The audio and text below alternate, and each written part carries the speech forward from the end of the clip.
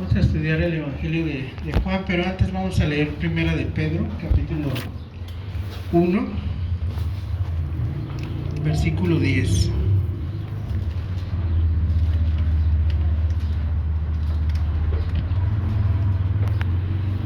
Antes de hacer la oración.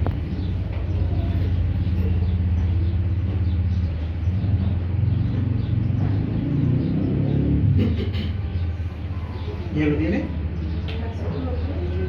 Primera de Pedro, capítulo 1, versículo 10 al 12. ¿Ya lo tiene?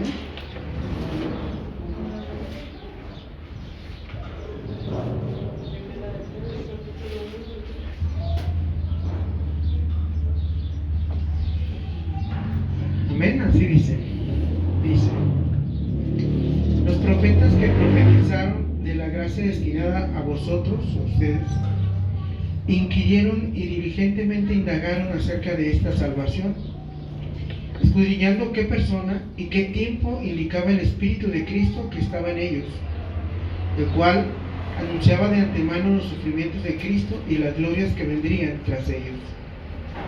A estos les reveló que no para sí mismos, sino para nosotros, administraban las cosas que ahora os son anunciadas por los que os han predicado el Evangelio por el Espíritu Santo enviado del cielo, cosas en las cuales anhelan mirar los ángeles. Señor Dios Todopoderoso, en esta tarde rogamos tu bendición para nuestra mente y nuestro corazón. Te pedimos que esta palabra que se ha preparado, que se ha estudiado, que se ha meditado, se pueda llevar en nuestro corazón y en nuestra mente para que haga tu voluntad, para que se ejecute tu voluntad. Señor, eso te lo pido, no confiando en nuestras obras, sino en tu misericordia y en tu bondad, por tu pura gracia, en el nombre de Jesús. Amén. Bueno, tenemos esta parte de Pedro diciendo que los profetas les habían sido reveladas cosas que no eran para ellos, y sin embargo, aunque no eran para ellos, ellos inquirieron y diligentemente indagaron, dice, acerca de esta salvación. Esas personas que existieron antes de los apóstoles, los profetas y el pueblo, la gente que estaba interesada en el mensaje de Dios, ellos querían un acceso a la información y querían acceder a eso que se estaba profetizando, que al tomarse Dios todo el tiempo a través de los profetas y del pueblo para enseñar esa verdad, debería de ser muy importante, y ellos la anhelaban conocer. Ellos querían acceso a esa información, querían tener el conocimiento de eso, pero le dijeron: ¿saben qué? Eso no es para ustedes, esto es para otras generaciones. Si algo que vamos a aprender en el Evangelio de Juan, todos estos mensajes que hemos estado viendo, es el privilegio y el acceso que había llegado para todos los cristianos sobre muchas cosas que para otras personas estaban inaccesibles. Por eso el tema de hoy se llama acceso total, en Juan capítulo 16, y Pedro precisamente hace como un recuento de lo que aprendió en los últimos días ahí con nuestro Señor Jesucristo, de estas verdades que no eran accesibles para otras personas, pero que lo son para aquellos seguidores de Jesucristo. Amén. Entre los cuales estamos todos nosotros por la pura gracia de Dios. Así que ahora sí vamos a ir a Juan capítulo 16 y vamos a buscar el verso 25, que es donde estamos estudiando, y vamos a ver este mensaje que nuestro Señor Jesús le da a los apóstoles, del cual nosotros aprendemos que tenemos el privilegio de tener un acceso total a muchas verdades, a muchas realidades que otras personas en el pasado, antes del Evangelio, no podían tener, y que en ese momento Cristo le estaba dando a sus apóstoles esa noticia. ¿Saben qué? De aquí en adelante ustedes van a tener acceso, y vamos a ver acceso a todo, y vamos a ver que es un acceso del cristiano, un acceso total. El 16:25 comienza diciendo así: estas cosas os he hablado en alegorías. La hora viene cuando ya no hablaré por alegorías, sino que claramente os anunciaré acerca del Padre. ¿Sino que qué?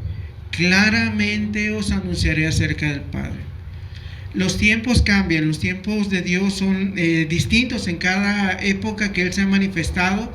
Si es a través de los profetas, Él dio ciertas revelaciones que eran importantes para ese tiempo, pero ahora con los apóstoles estaban a punto de entrar a una era, a otro tiempo donde Dios podía dar más información acerca de su propia persona, de Cristo, sobre el Padre y sobre los planes de Dios para el futuro.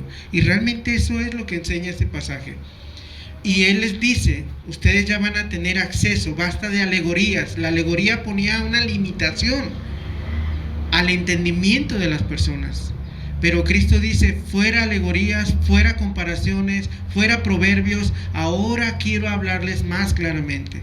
Entonces nosotros vemos en el tema que, no se alcanza a ver muy bien, pero es una puerta, ¿verdad? Como una puerta hacia el cielo, como un acceso a todas las verdades profundas de Dios. Vamos a entrar al primer punto. Quisiera compartir con ustedes que el primer acceso que nos dan es a toda la verdad de forma más clara. Fíjense bien, aquí le damos un clic con Carlos, ayúdenme a leer. Acceso total a la verdad de forma más clara. Aquí tenemos una persona medio vendada. Cuando el Señor Jesucristo hablaba, mucha gente se quedaba, pues se oye muy bonito, se oye con mucha autoridad, pero ¿qué significa? O sea, que ellos querían saber qué significaba. Y de hecho vamos a ver más adelante que Cristo anuncia varias veces, a ellos les es hablado por parábolas, para que viendo no vean y escuchando no entiendan y no se conviertan y no sean salvos. Yo les soy franco, cuando yo leía esas partes en la palabra de Dios y yo era recién convertido, yo me confundía mucho. Yo decía, ¿por qué Cristo, si viene al mundo a ganar a la gente, a acercarla al Dios, dice que les da un mensaje que sea difícil de entender para ellos, que no sea tan accesible, ¿verdad? Entonces eso realmente me confundía. Pero bueno, vamos a ver que muchos, hasta los apóstoles, siempre estaban como, escuchaban, trataban de entender, pero pues prácticamente tenían una venda donde no podían ver todo exactamente, con mucha claridad. Muchos temas no les quedaban precisos. ¿Y cuál es el privilegio de nosotros ahora? El privilegio de nosotros es que nosotros tenemos demasiado acceso, demasiada información, y sin embargo nuestras vidas a veces son menos cambiadas que las de ellos. Eso es lo más raro. ¿Sí va conmigo o no? Ellos apenas les van a abrir todo el acceso, les van a quitar la venda para que vean directamente todo. Pero nosotros vamos a la Biblia, leemos la revelación de Juan, de Pedro que vimos ahorita, vemos a Pablo, todas sus cartas preciosas, y sin embargo a los apóstoles ya habían dejado casas, trabajos, habían dejado todo por Cristo, habían dejado ciertas creencias, habían dejado muchas cosas y no tenían el acceso total. Entonces la pregunta para nosotros en la actualidad es, ¿qué está pasando con nosotros? ¿Por qué nos limita? ¿Qué nos detiene? Los profetas inquirieron, quisieron conocer, indagaron, dice. ¿Qué tiempo, qué persona, qué pasaba con la salvación? Y nosotros la tenemos allí, frente a nosotros. Y no indagamos, no leemos la Biblia, no oramos, no nada, ¿verdad? Ese es el asunto con... Bueno, dale un clic. Aquí usa una palabra muy interesante que es la palabra alegoría. En realidad, como la pronuncia la palabra alegoría, la mejor traducción debería de haber sido proverbio. Ustedes han visto que la Biblia tiene un libro que se llama Proverbios, ¿están de acuerdo? ¿Y qué más o menos se acuerdan que dicen los proverbios? O sea, ¿qué singularidad tienen? ¿Qué forma tienen? ¿Perdón? Ajá, son como consejos, pero a nosotros nos parecería que los proverbios sí son muy claros, ¿no? O sea, por ejemplo, ¿qué proverbio recuerdan? Fíjate, como dice, el principio de la sabiduría es el temor a ¿quién? A Jehová, es un proverbio, ¿no? ¿Qué otro proverbio hay? El proverbio 15.1, si mal no me recuerdo, dice, la blanda respuesta quita la ira, pero la áspera, ¿qué dice? Hace subir el furor, ¿se acuerdan? O sea, ese proverbio te enseña que si una persona está gritando y tú también le gritas, y los dos se gritan y se chongan, ¿no? El proverbio dice, la sabiduría dice que nosotros podemos bajarle. ¿Sí es el 15.1? O sí, ese es lo que dice, ¿verdad? Entonces nosotros tenemos al 14:1, si mal no recuerdo, dice: la mujer sabia edifica su casa, pero la necia con su lengua la destruye. ¿Se acuerdan? Son proverbios. Pero aquí el Señor Jesucristo está hablando de este tipo de proverbios, donde eran como los que conocemos, lo que la Biblia enseña varias veces, con parábolas. ¿Con qué? Parábolas. Y en ese sentido, una alegoría es esto, así que se los puse aquí en la definición. Disculpen tanta letra, realmente quisiera solo explicárselo, pero nos conviene leerlo. Dice que es un recurso literario, o sea, de escritura, en el cual se utiliza una historia o una narración para transmitir verdades acerca de una realidad. Recuérdenme una parábola de Cristo, una historia que la usó para enseñar una verdad. ¿Algunas historias de Cristo que haya contado, se acuerdan? La parábola del hijo pródigo. Por ejemplo, el hijo pródigo, un padre tenía ¿cuántos hijos? Y empezó a hacer como una trama, ¿no? Uno se fue, uno pidió dinero, y ¿se acuerdan todo eso? Todo eso para llegar a una enseñanza. Y él, sin la explicación, tú puedes llegar a otras conclusiones, a la que tú quieras, por tu propia experiencia y todo, pero se ocupa la conclusión.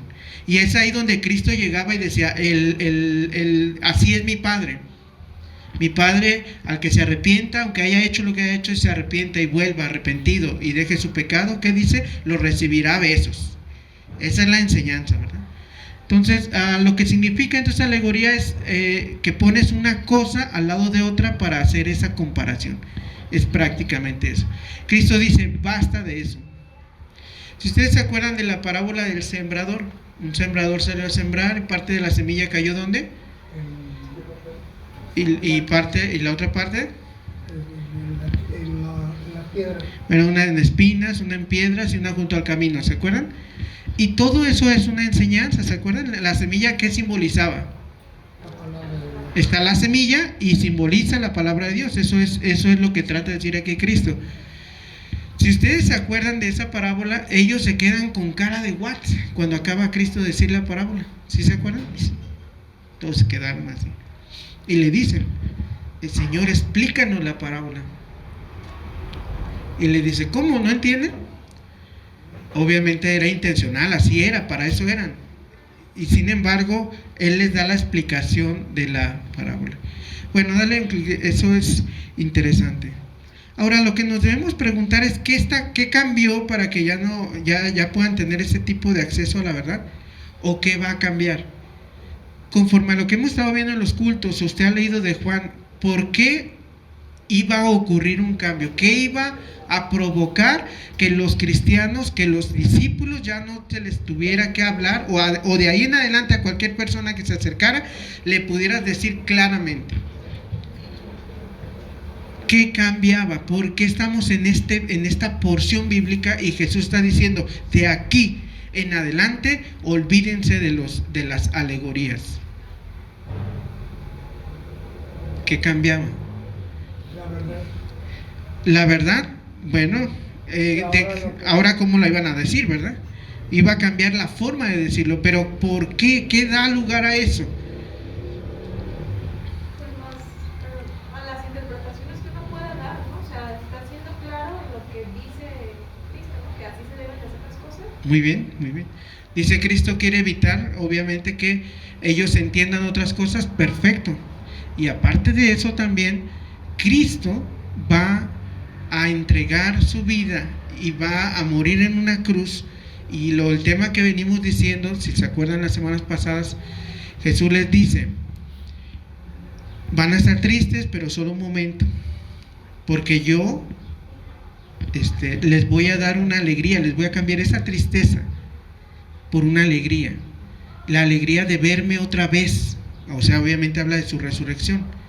Cristo venía a la cruz. Nada debía evitar que Él fuera a la cruz. Si Él hubiese sido muy claro en su mensaje, tan claro como presentarse ante cualquier persona como el Hijo de Dios, no podría llegar a la cruz, porque si así corría el peligro, en una ocasión lo quisieron hacer rey. ¿Quién se acuerda de eso? Lo tomaron y lo llevaron y quisieron ser ¿qué? Rey. Entonces nosotros entendemos en la palabra de Dios que Él estaba protegiendo su sacrificio. ¿Sí me explico? Una vez sacrificado ya no hay por qué reservar la verdad.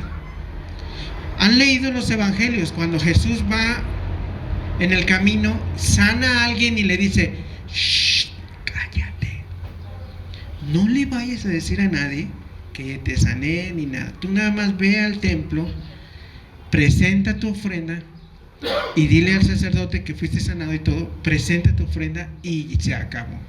¿Qué pasa ahí? ¿Por qué? Uno dice, ¿por qué tan misterioso Cristo, verdad? Estaba protegiendo que iba a cambiar, estaba protegiendo que ahora que lo hubieran resucitado, de aquí en adelante la verdad tenía que ser predicada. Vamos a ver ahí de dónde viene Él, qué hace Él, quién es el Padre, quién es el Hijo, todo sin reservas, porque el principal objetivo por el cual Él estaba llegando a la tierra se estaba cumpliendo. ¿Y cuál era? La cruz. Ya lo dijo Juan capítulo 10 verso 18: a mí nadie me quita la vida, yo tengo poder para ponerla y tengo poder para volverla a tomar. ¿Se acuerdan de esa expresión preciosa de Juan? Aquí mismo en este evangelio, nadie le quitó la vida, Él fue a la cruz. Y si había que reservar tantita verdad a la gente, o sea, hablarles por alegorías, para estorbarles, más bien para que ellos no estorbaran a que Él fuera a la cruz. Jesús era muy drástico con esto. ¿Se acuerdan cuando Pedro le dice en Mateo 16, hermano, me acuerdo, que le dice Cristo a los discípulos: ¿saben qué? Voy a Jerusalén, vamos a Jerusalén, y allí los gentiles harán conmigo lo que quieran. ¿Verdad? ¿Se acuerdan de esa parte? Y que Pedro le toma el hombro y le dice: pero ¿cómo crees? Que nunca, no permitas que te pase eso. ¿Y cómo le contesta Cristo? ¿Quién se acuerda? Porque Satanás se oponía rotundamente a que Jesús fuera donde. Bueno, se opone, perdón, al plan de Dios, ¿verdad? No quiero decir eso porque realmente Satanás parece que teológicamente él no entendía el poder de la cruz. Él no entendía cómo a través de la aparente derrota de Cristo, era realmente la victoria sobre la muerte, sobre el imperio de la muerte y sobre los demonios, que quedaron, dice Colosenses, exhibidos como derrotados. ¿Se acuerdan de eso? Así que esta es una parte interesante, por eso pensamos aquí, ¿por qué razón? Creo que te adelantaste un año. No decía qué cambió para que ya no puedan tener este tipo. Ok, dale un clic por favor.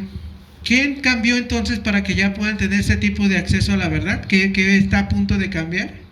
Ya no les voy a hablar por alegoría, les voy a hablar claramente. ¿Qué va a cambiar? ¿Qué va a cambiar? A ver si estamos. ¿Ya va a morir? Que va a morir. Va a ir a la cruz, va a morir, ya nada le puede estorbar, él ya está destinado a eso, ya todo se acomodó. Judas ya salió a este tiempo, ya lo están vendiendo, ya lo están entregando, él ya están planeando su muerte, ya no hay nada, por lo tanto la verdad ya puede ser dicha como sea, mucho más directa. Dale otro clic por favor.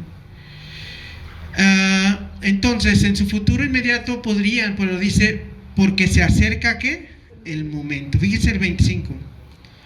Estas cosas se ha hablado en alegoría, ya vimos que es una alegoría. La hora viene, la palabra la hora viene, o sea, ya viene el momento, por eso le puse en otra traducción aquí.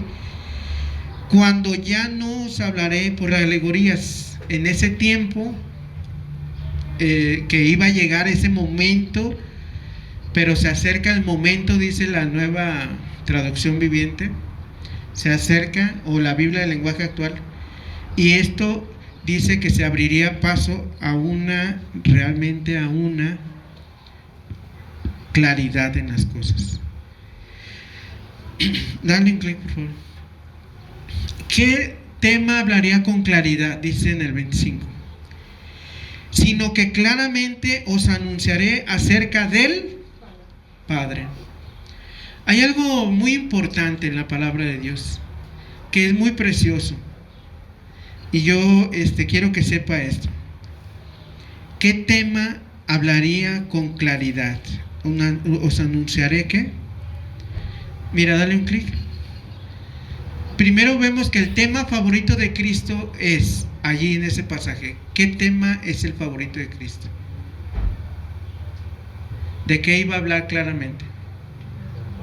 De su Padre.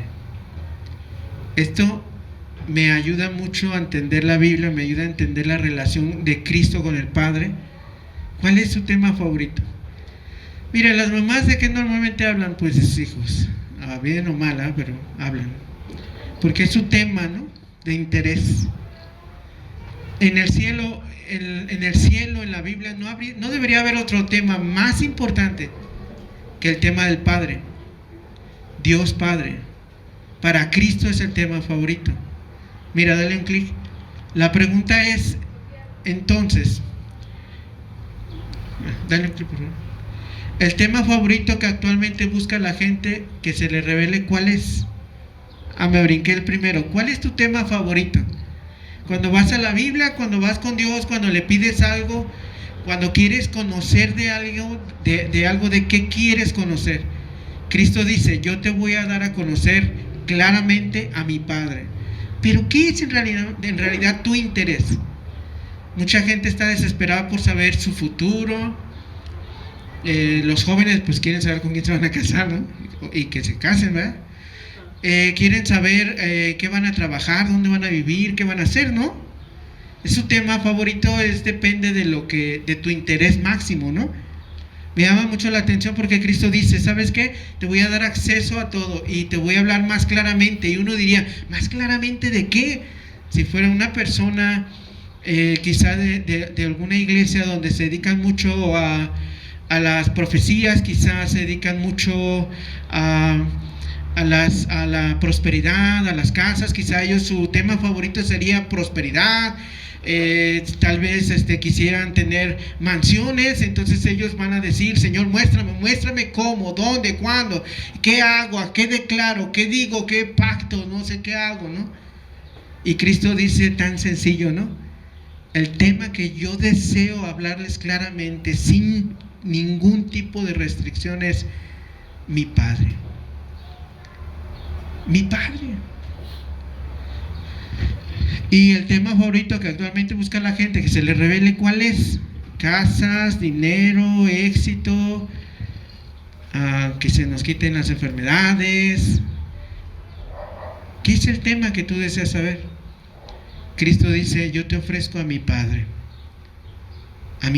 claramente. Eso es de pensar. ¿Tú qué te consterna, qué te agobia en estos días? ¿Qué deseas conocer? Un científico quiere saber si venimos del chango o no venimos. Bueno, algunos parecemos un poquito de que venimos de allá, pero ¿de qué quieren saber, no? ¿De dónde vino el universo? Bueno, pero nosotros queremos conocer. Si eres de Cristo, Cristo quiere que tú conozcas a quién, a su Padre. Bueno, este es en el 25. Vamos a ver el 26 al 27 para mostrarles ahí un punto también, precisamente lo que introdujo Jesús en el 26 y 27. Un acceso total, dale un clic por favor.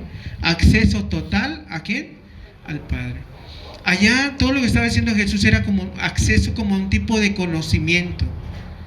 Pero ahora vamos a tener, aquí nuestro Señor Jesús revela un acceso que tenemos hacia su Padre. Gracias, otra vez, ¿qué cambió? ¿Por qué vamos a tener, o por qué los apóstoles o nosotros, ese acceso un poquito más claro hacia nuestro Padre Celestial, hacia el Dios Todopoderoso, hacia el Creador de la tierra, de los cielos, de todo lo visible e invisible? Dígame usted, ¿se acuerda que va a cambiar? Que Cristo va a morir por nuestros, ¿qué? Pecados.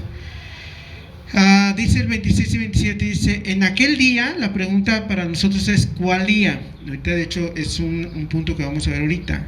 ¿Qué día? Y la siguiente cosa dice, en el 26, en aquel día pediréis en mi nombre, y no digo que yo rogaré al Padre por ustedes. En español dice, y no va a haber necesidad de que yo ruegue al Padre por ustedes, dice el 27.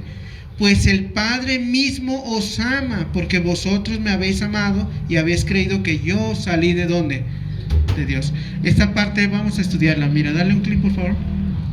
Aquí dice, ¿qué día es ese? Porque dice el 26, ¿cómo comienza diciendo? En aquel día, otra vez, el día que va a cambiar todo, el día que partió la historia, antes de Cristo, después de Cristo. Cristo murió en la cruz, y ya habiendo muerto nos abre el acceso. ¿Ahora qué? Al Padre, a una relación diferente con el Padre, algo que las religiones quieren lograr y que no pueden. La palabra religión es la palabra religar, ¿se acuerdan? Quieren religar al hombre con Dios, y Cristo no lo puede dar, porque dice, ¿qué día es ese? Le puse ahí, cuando resucite y cuando se vaya. En aquel día magnífico de su muerte, sepultura y resurrección, donde se resume la obra poderosa de Dios, una obra que nos abre a los creyentes total acceso a las cosas del cielo, a la verdad, al Padre. Amén. Bueno, dale un clic por favor. Miren, fíjense bien. ¿Qué privilegio venía para el creyente en Jesucristo? ¿El acceso a quién? Al Padre. Se pide en su nombre, dice, en aquel día, fíjense en el 26 como dice, en aquel día pediréis en mi ¿qué? Mi nombre. La gente siempre dice, bueno, ¿y cómo debemos orar? Bueno, en el nombre de Jesús. Es muy claro, Juan nos lo ha enseñado. De hecho, así dice, ¿verdad? Dice el 24, hasta ahora no habéis pedido en mi nombre, pedid y se recibiréis, para que vuestro gozo ¿qué? Sea cumplido. ¿En el nombre de quién debemos pedir? ¿De San Judas? ¿De la Virgen? No, ¿de quién? No hay otro nombre dado a los hombres, ¿verdad que no? Solamente ¿quién? Jesucristo, nuestro Señor, nuestro Salvador. No podemos pedir tampoco en el nombre de un papa, de un pastor famoso. Debemos pedir en el nombre de ¿quién? De Jesús. Esto pareciera lógico, pero siempre hay que recordarlo. Yo oro al Padre que está en los cielos en el nombre de ¿quién? De Jesucristo. No en mi nombre, sino en el nombre de ¿quién? De Jesucristo. Esto es lo básico del cristianismo. Dale otro clic. Y nosotros esperamos que, dice nuestro Señor Jesucristo, la resurrección es tan importante que te abre el acceso poderoso. ¿El acceso a quién? Se acabará la necesidad de que yo, Cristo, tenga que pedir por ustedes cada que hagan una oración. No, con que pidan en mi nombre es suficiente, porque ya mi Padre los conocerá, porque me aman. Y otra vez volvemos a las cosas básicas del cristianismo. Dios está tan ocupado que no nos puede atender, que tenemos que ir con San Pedro, San Lucas, San Pascual Bailón, con quien quiere ir, ¿no? Está tan ocupado, pero que Cristo nos está mandando a pedirle a quién. Y no solamente eso, nos manda con la garantía de que Él nos ama y nos recibirá. ¿Sí va conmigo lo que quiero decir? Eso es interesante. Se acabará la necesidad, dice Cristo. Yo no les digo que yo voy a andar pidiendo por ustedes, no hay necesidad, es necesario. ¿Saben qué? Ahora, no quiero que se malentienda, porque una cosa es la intercesión de Jesús en su estado, como dice Romanos 8, dice que Él intercede por nosotros, dice 1 Juan que Él intercede por nosotros. No digo en ese sentido, pero el hecho de que necesariamente el Padre ya te conoce a ti también. ¿Por qué? Porque tú te acercaste a Cristo y aceptaste lo que va a decir a continuación. En el 27, dale un clic por favor. Así que se basa la relación en el amor del Padre por nosotros, ya que nosotros amamos ¿a quién? A Cristo. ¿Y eso qué nos dice? El poder de acceso que nos da Cristo. Esto confirma el mensaje que habíamos dicho: nadie llega al Padre sino ¿por qué? Se fija que la Biblia tiene esa congruencia, ¿verdad? Allá en Juan 14 dice, dice, yo soy el camino, yo soy la verdad y yo soy la vida, y nadie va a ir al Padre si no es por mí. Y ahora aquí les dice, se basa en el 27, dice, pues mi Padre mismo os, porque vosotros me habéis amado. Ahora le voy a hacer una pregunta importante aquí. Juan 3:16 dice así. ¿Quién se acuerda de Juan 3:16? Porque de tal manera amó Dios al mundo que ha dado ¿a quién? ¿Qué? Si Dios ama a todos, ¿estás de acuerdo? Pero aquí dice, ustedes pueden llegar a Cristo, a mi Padre, nada más vayan en mi nombre y les aseguro que Él les va a escuchar porque los ama. ¿Qué diferencia hay qué diferencia creen que haya de este tipo de acceso amoroso que está diciendo aquí al acceso de Juan 3:16 que dice que ama a todos? ¿Cuál sería esa diferencia? A ver, ¿creen que hay alguna diferencia o no? Sí hay, ¿verdad? Pero ¿cómo? ¿Cuál? Entonces, si sí hay, esa es una respuesta. Y la otra es ¿cuál? ¿Cuál es la diferencia? Le pregunto, Dios amó todo el mundo, ¿sí? Pero no todos se salvaron porque adelantito dice, para que todo aquel que en Él cree que no se pierda, mas tenga vida eterna. Entonces Dios ama a todo el mundo, pero de forma especial a aquellos que recibieron su mensaje. Y esto nos hace diferentes a otras personas que también ama a Dios, pero que esas personas no le correspondieron al amor de Dios. La diferencia entre usted y yo es que nosotros correspondimos al amor de Dios. Por eso dice, porque ustedes amaron al Hijo, serán amados por mi Padre. Otra vez, porque ustedes amaron al Hijo, serán amados ¿por quién? Por mi Padre. Acá los ama tanto como para proveerles. Pero pásale a mi hermano Alfredo, Dios te diga bienvenido. Entonces, les digo y le repito, se basa la relación en el amor del Padre por nosotros, ya que nosotros amamos a Cristo, pero se está refiriendo a una relación amorosa diferente a la de Juan 3:16. ¿Sí me doy a entender, verdad? ¿Sí vamos bien hasta aquí? Hermanos, si usted y yo no podemos sentirnos amados por Dios de manera diferente en estos pasajes, algo anda mal en nuestra vida espiritual. ¿Sí me explico? Porque aquí te está diciendo, ustedes tienen algo diferente, un acceso diferente a mi Padre porque me amaron. En cambio, a la demás gente se les amó, pero ellos no le correspondieron el amor. ¿A quién? Y esto ratifica también Juan 1:11 y 12, que dice, a los suyos vino, pero los suyos no le recibieron, mas a todos los que le recibieron, a los que creen en su nombre, Dios se les la potestad de ser hechos hijos de Dios. Así dice una versión. O se les ha dado el derecho legal para ser sus hijos. Todos son hijos de Dios, todos son creación de Dios. Sí, pero nosotros somos hijos de una forma diferente.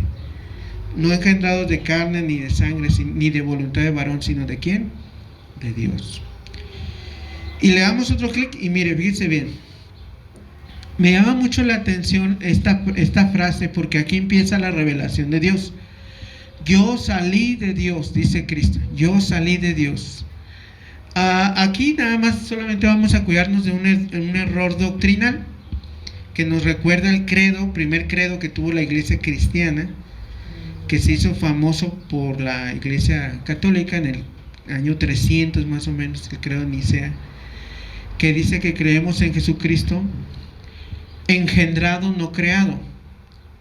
¿Cuál es la diferencia? ¿Qué piensan? Engendrado, no creado. ¿Cómo que Cristo no fue creado pero fue engendrado? A ver, ¿qué piensan?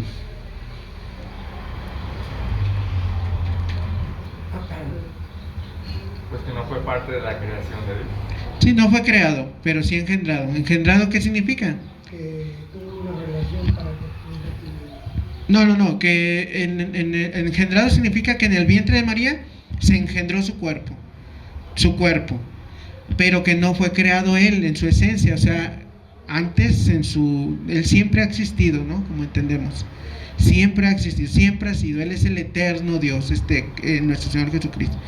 Esto lo confirma Juan 1:1 cuando dice: en el principio era el verbo era Dios, y el verbo estaba ¿con quién? Con Dios. Eso quiere decir, ahí nos empiezan a revelar desde el inicio de Juan lo que significa salir de Dios. Cuando dice aquí en el 27, Juan dice el 27, dice Jesús: porque ustedes creen que yo soy eterno, que yo no fui creado, sino que solamente fui engendrado en un cuerpo, pero que yo ya existía y vengo de la casa, vengo del mismo lugar de Dios. Yo estaba con Dios en la eternidad. En el principio era el Verbo, era con Dios, y el Verbo era Dios. Dios Padre, Dios Hijo. Fíjense aquí algo importante también. Paso al siguiente punto para que vean. En el 28 tenemos aquí, entramos al 28, otro punto importante: acceso total a la verdad de la procedencia de Jesús, como también va anticipando el punto anterior. Fíjense bien, esto es muy importante. Dice el 28: salí del Padre, y fíjense ahí el itinerario de Cristo, el plan de Dios revelado.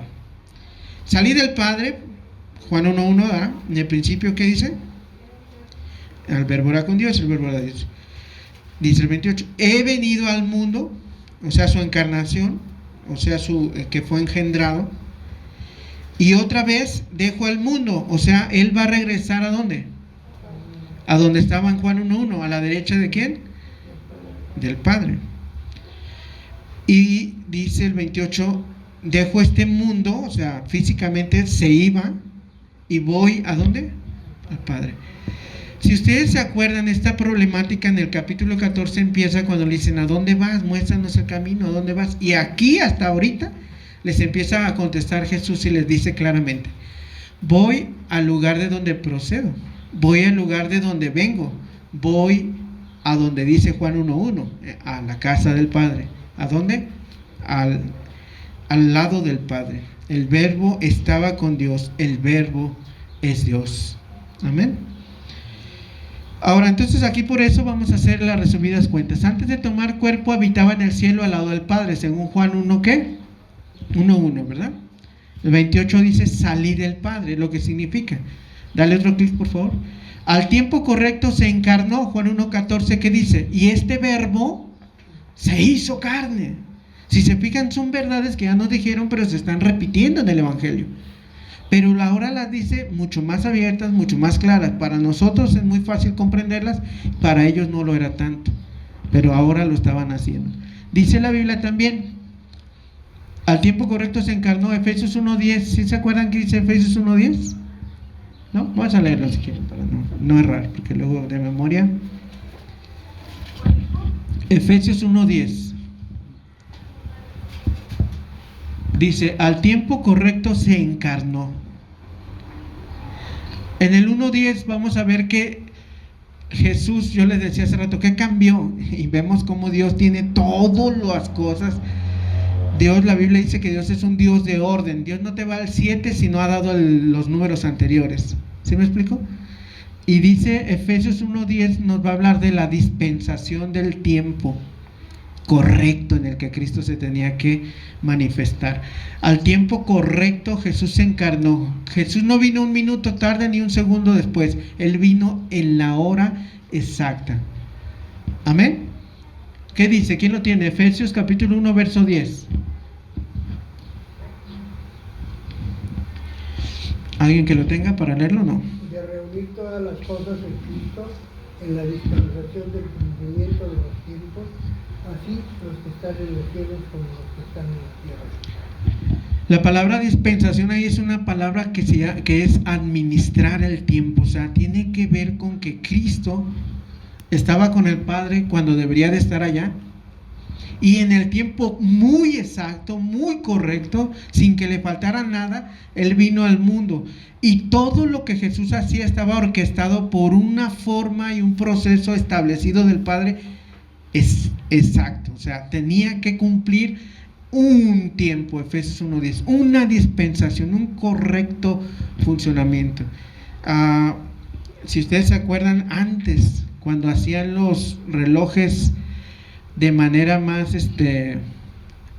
no digitales, pues todo, aunque todo eso también tiene mucha precisión, pero lo que quiero decir es cuando tenían que realmente moverse por todo el mecanismo, y sabemos que todo tenía que coordinar, cada engrane, cada cosita, así la vida de Cristo. No nos están diciendo algo, o sea, nosotros lo leemos y decimos sí, vino y se fue y qué, o sea, No, o sea, lo que quiero que vean detrás de esto es el trabajar, el trabajo de Dios, la forma en que Dios está coordinando todo. Y les pregunto si solamente Dios hará eso con la vida de Cristo, con su plan de salvación, o toda la vida estará ejecutada de esa forma, por cuanto Dios es más que un relojero. ¿Sí va conmigo lo que quiere decir? Efesios, por eso también en el 3, 9 al 13 dice, fíjense bien en Efesios 3, 9 al 13, sobre los tiempos.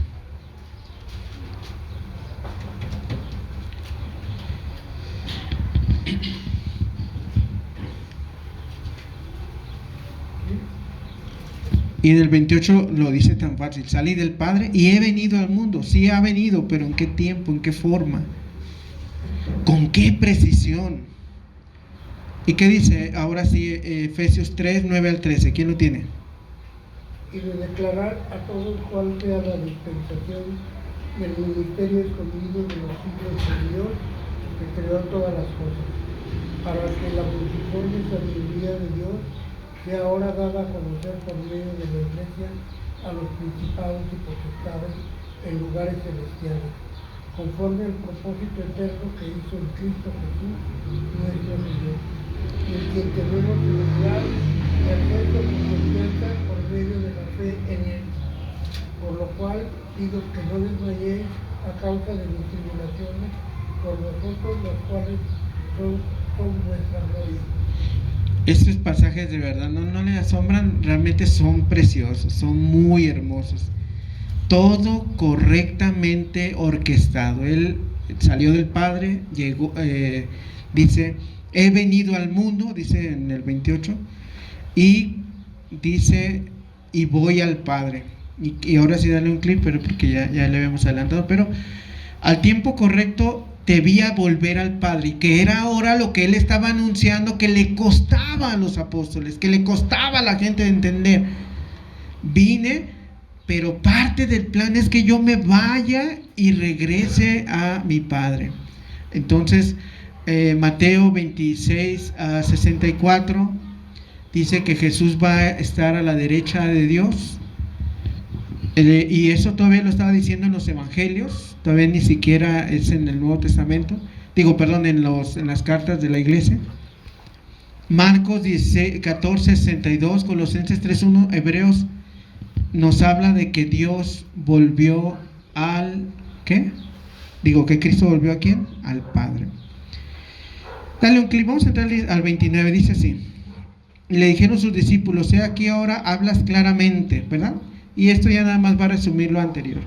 Quiero compartir con usted esto: acceso total y directo a las consecuencias que trae conocer bien.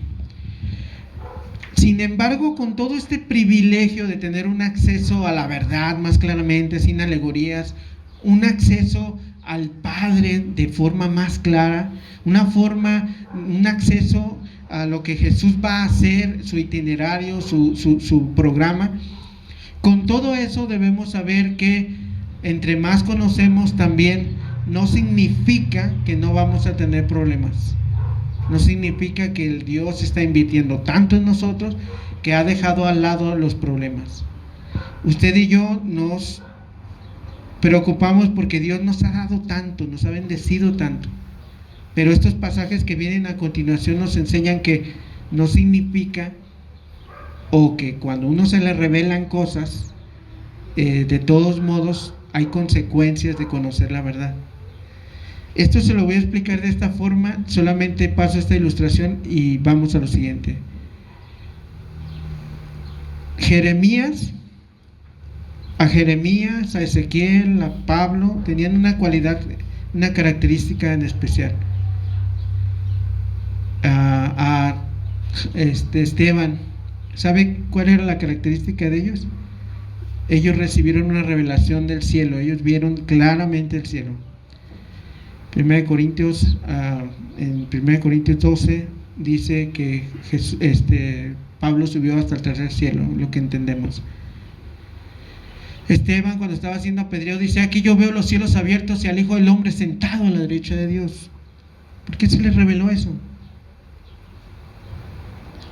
Se les reveló, pero pagaron el precio. ¿Sí me explico?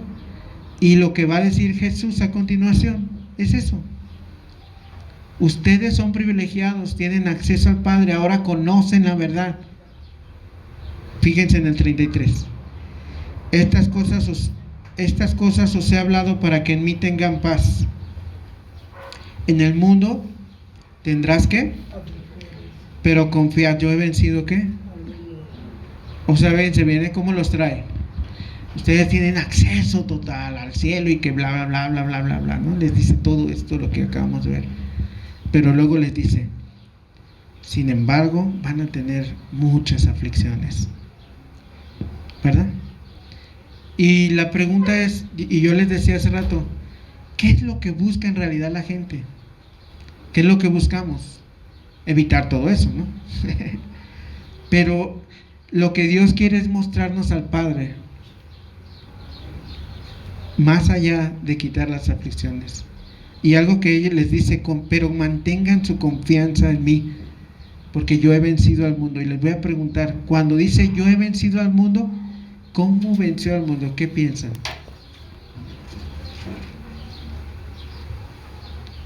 Porque confiaba en el Padre. Porque confiaba en el Padre, pero ¿cómo venció al mundo? En la cruz. Dice, confíen, yo voy a pasar por cosas también de sufrimiento y lo voy a vencer. ¿Qué les está diciendo a ustedes? Ahí me siguen. En este mundo tendrán aflicciones. Porque eso corresponde con el contexto anterior cuando les dijo las semanas pasadas que vimos. El siervo no es mayor que sus el siervo no es mayor que su señor, porque si al Señor le hicieron esto, cuanto más, si al padre de familia le hicieron esto, cuanto más ustedes. Padre, muchas gracias por tu palabra, porque en ella encontramos la verdad para nuestras vidas. Gracias por permitirnos meditar en esta porción que para nosotros ahora queda tan claro, y que tus apóstoles fueron privilegiados al empezar a tener ese acceso a estas verdades profundas de nuestro Señor Jesús, de tu palabra.